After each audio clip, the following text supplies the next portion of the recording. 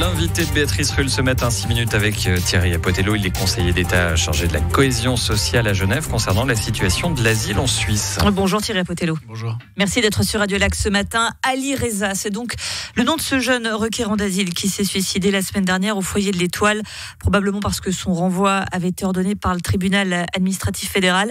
La première chose qui nous vient à l'esprit à Thierry Apotello, c'est comment un jeune requérant d'asile peut se suicider dans un foyer à Genève.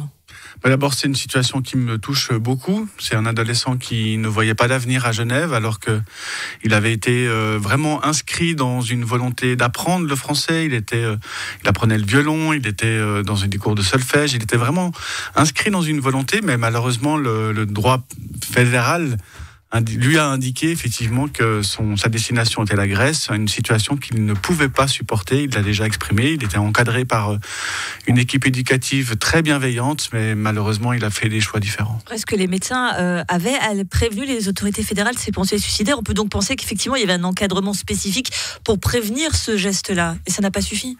Bon, nous savons que la première cause de mortalité chez les adolescents de 18 à 25 ans, c'est effectivement des suicides. Et donc, on a évidemment toujours une préoccupation au centre de l'Étoile de faire en sorte que l'encadrement soit au rendez-vous. Et dans le cas d'espèce avec Ali Reza, il y avait des médecins, il y avait des psychologues, il y avait une équipe éducative qui était à ses côtés. Reste que tout de même, ce foyer de l'Étoile interroge. Il y avait ce procès dernièrement pour un protectas accusé de violence dans ce foyer de l'Étoile. En 2019, un autre jeune requérant, Ali, s'était également donné mort dans le même foyer de l'Étoile. Comment est-ce qu'il fonctionne, ce foyer ? C'est un foyer qui regroupe des réfugiés mineurs non accompagnés et des jeunes adultes mineurs non accompagnés. C'est la question.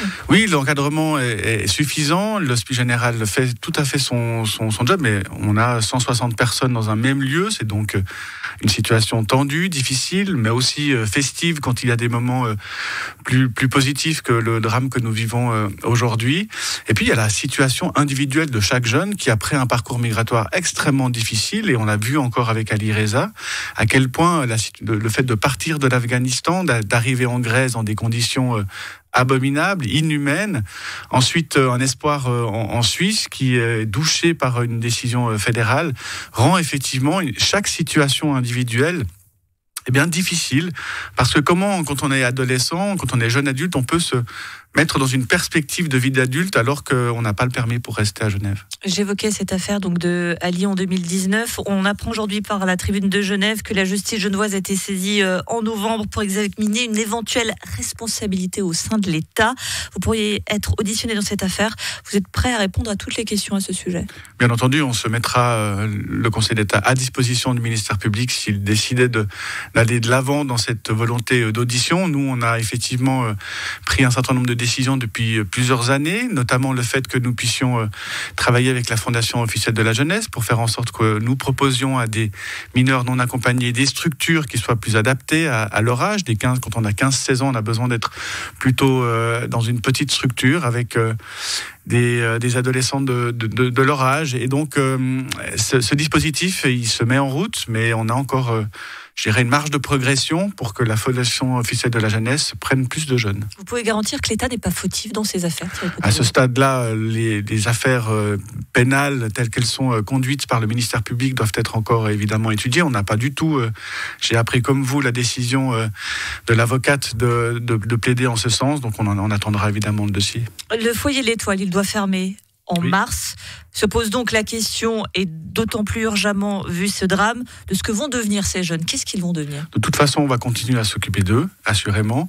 L'idée, c'est que nous puissions continuer à faire en sorte que la Fondation officielle de la jeunesse prenne des jeunes. Et puis, en parallèle, nous allons évidemment continuer à étudier la possibilité de redéplacer ce foyer. Donc, on a besoin de terrain, on a besoin de locaux, et c'est ce que nous sommes à la recherche de ces terrains et de ces locaux depuis plusieurs mois maintenant. Il y a des manifestations prévues jeudi. Ils demandent notamment des plus petites structures. Est-ce que ça, vous pouvez le garantir? On voit que c'est très important après ce qui vient se passer, notamment. Bien sûr, c'est la raison pour laquelle depuis plusieurs années nous sommes en contact avec la Fondation officielle de la jeunesse pour justement préparer ces jeunes à être dans une petite structure. Nous avons financé ces places. Il y en a encore une dizaine qui sont à repourvoir. Donc on pense véritablement que la volonté exprimée notamment par le Grand Conseil avec une motion se confirme dans les faits. Nous sommes en train de prévoir ces transferts avec ces petites structures, mais il nous faut évidemment des locaux et des terrains.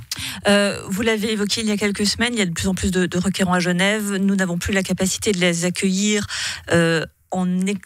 à la lumière du jour, je serais tenté de dire. Vous évoquez la possibilité de les accueillir dans des abris PC. On sait combien c'est compliqué d'être dans des abris PC. Est-ce que c'est quelque chose que vous envisagez toujours après ce drame ? Malheureusement, oui. Par contre, ce qui a toujours été décidé, c'est que les femmes, les enfants et les jeunes n'étaient pas concernés par des abris de protection civile, parce que c'est effectivement des conditions difficiles. Mais lorsqu'on prévoit des réfugiés mineurs non accompagnés dans une inscription scolaire, culturelle, sportive, eh bien, on sait que ce n'est pas une condition d'accueil. Et puis, c'est contraire aux droits de l'enfant, ce que évidemment j'appuie. Donc, il n'y aura pas de jeunes mineurs non accompagnés dans un abri de protection civile. D'un mot sur ces mots que vous avez eus sur les réseaux sociaux. J'éprouve de la colère et de l'indignation en tant qu'autorité politique cantonale dans la capitale des droits humains. Nous avons le devoir moral de remettre en cause des législations qui sont pensées et mises en œuvre hors de toute forme d'humanité. Ce sont vos mots, Thierry Potello. Qu'est-ce que vous allez faire auprès de la Berne fédérale ? D'abord, il faut que j'en parle demain au Conseil d'État, dans sa séance hebdomadaire du gouvernement. J'ai prévu un point là-dessus parce que je souhaite exprimer avec l'ensemble du collège ce que nous pourrions faire à l'égard d'une décision fédérale. Au fond, on a quand même des alertes qui ont été... En tout cas, on peut exprimer au Conseil fédéral la situation que nous vivons aujourd'hui, un certificat médical qui montre effectivement une fragilité psychologique, un retour en Grèce impossible à envisager pour ce jeune, et pourtant effectivement des confirmations de la Berne fédérale, et donc on doit pouvoir exprimer en tout cas cette solidarité avec ces jeunes qui vivent des choses dramatiques. Et donc pour moi, je pense que nous avons à exprimer d'un point de vue gouvernemental des positions plus engagés sur ces questions-là, et donc de faire en sorte que la Berne fédérale comprenne que lorsqu'il y a un certificat médical, il doit y avoir évidemment des décisions différentes que celles que nous avons connues. Merci beaucoup Thierry Potello, conseiller d'État chargé de la cohésion sociale, d'avoir été sur Radio Lac ce matin.